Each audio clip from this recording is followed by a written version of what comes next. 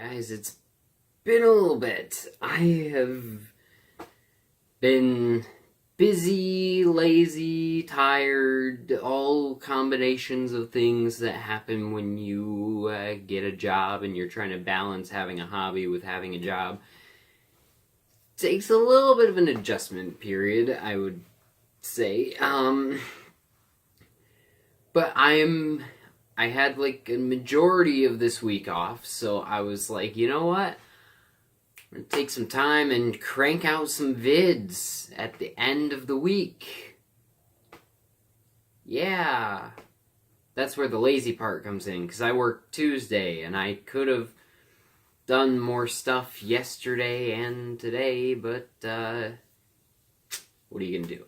Anyways, let's talk about The Nice Guys. So, The Nice Guys is directed by Shane Black, and it stars Ryan Gosling and Russell Crowe. And so, if you guys remember, it was like last month, I reviewed Kiss Kiss Bang Bang, which was also directed by Shane Black. I absolutely loved Kiss Kiss Bang Bang. And so I was really excited to check out The Nice Guys, because same kind of style, same kind of comedy, direction, writing, dynamic between the characters. Basically, it seemed like it was almost in a way kind of like a spiritual sequel to Kiss Kiss Bang Bang, if you will. And so I was really excited to check it out. And so I finally did. I put it off a few days, and then I finally watched it. So let's get into it. So in The Nice Guys, you have Holland Marsh. He's a down-on-his-luck private eye living in 1977 Los Angeles. Then you have Jackson Healy, who is a hired enforcer who hurts people for a living. And then they kind of come together to become partners after the death of a porn star and a young woman named Amelia going missing. So that is basically the plot of the movie, and let's talk about the cast first. So you have Ryan Gosling as Holland Marsh. He is amazing. Now, I'm going to be completely honest. I have not seen Ryan Gosling in any other movies other than this and Blade Runner 2049. That's it. That's all I've seen Ryan Gosling in.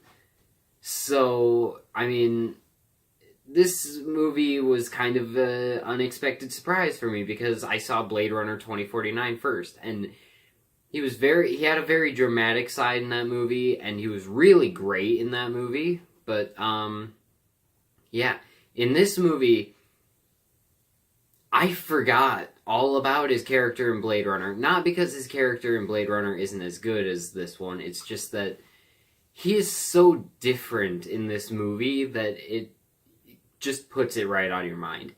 He is hilarious.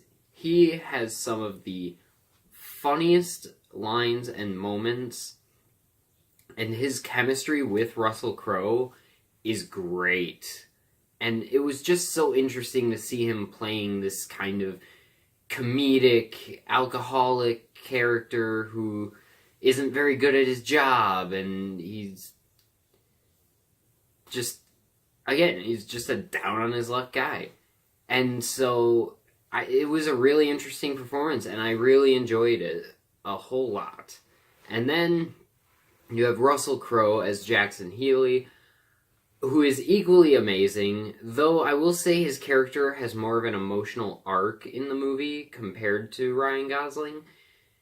But they're both about equally as funny and interesting. It's just that Gosling, his character doesn't really have an arc at all. His character is relatively the same person from beginning to end, except he learns a little bit more of the value of teamwork. Crowe's character definitely has a lot more of an emotional arc, where he doesn't really have any friends or anyone that he cares about, and by the end, he decides to kind of change his ways a little bit and become a better guy and become a nice guy.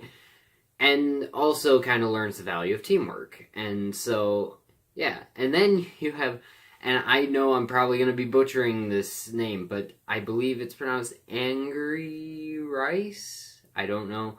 But she plays Holly March, who is Ryan Gosling's daughter, and she is great. You know, unlike most kid actors in movies or kid characters in movies that are kind of just shoehorned in, don't really add anything to the story, that's not here. She actually gets quite a lot to do that is important to the plot.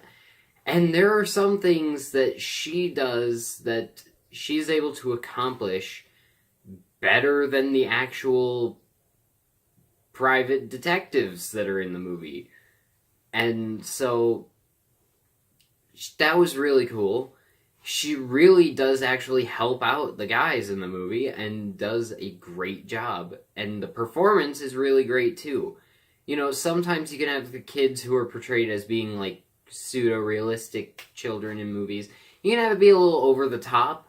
I felt like the character of Holly was perfectly balanced in comedic but also kind of dramatic scenes, and her character never felt like too over the top with being semi-realistic with like just the way she talks and the things she does. So that was really cool.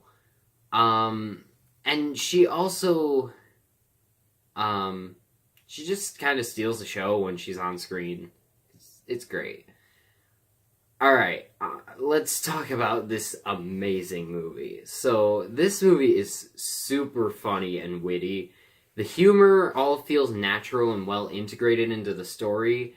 And that is the kind of humor that I love in movies, is when it's well integrated into the story and it doesn't feel like you're stopping the movie for a joke. It just feels like the joke comes from the fact that it's just a thing that happens.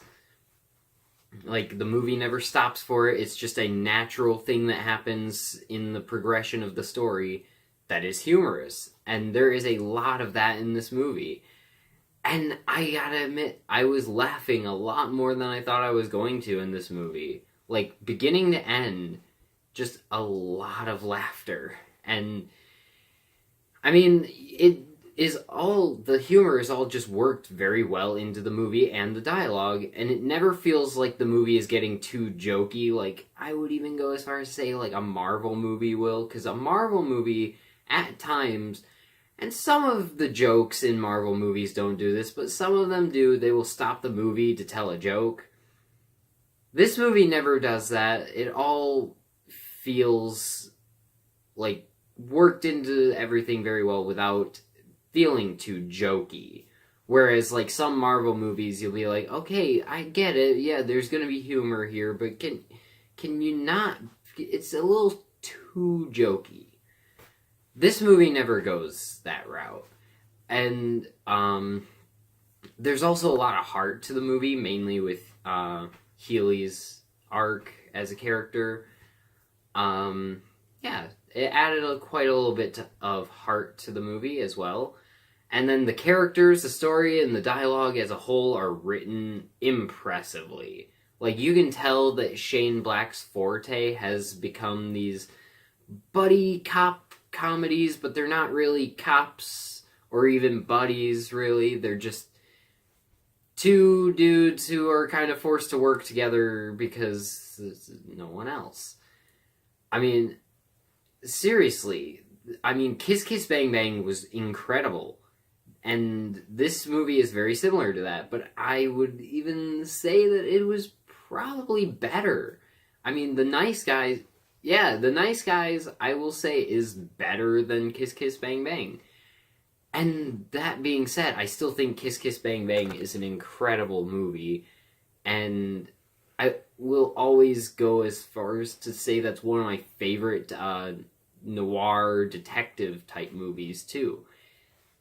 This one is also great and better. The mystery was also really interesting. I really did care the whole time about them trying to figure everything out, and I was very invested in the mystery the whole time. And the action is also great. It's not the focus of the movie. This is definitely more of a noir comedy with some action in it. But the action is very well, it's very well done in the movie, and again, there's not like too much of it. It doesn't feel like an action movie. It does feel like a noir comedy, but the action is really good in it. There's really not much else to say about The Nice Guys. It is just a fun, well-written, well-directed comedy with two great leads. And everything in this movie is just on point. And if you have not seen it, do yourself a favor and go see it. Or not go see it, but see it. The Nice Guys definitely gets an A+. I honestly wasn't expecting too much when I turned the movie on, and I was pleasantly surprised by how enjoyable the movie ended up being. But yeah, thank you guys for watching this video. Let me know in the comments what you think of The Nice Guys. If you've seen it, check out the link in the description to our Patreon page. I've updated a couple things. Thanks for watching, and I will see you guys in the next video. Bye.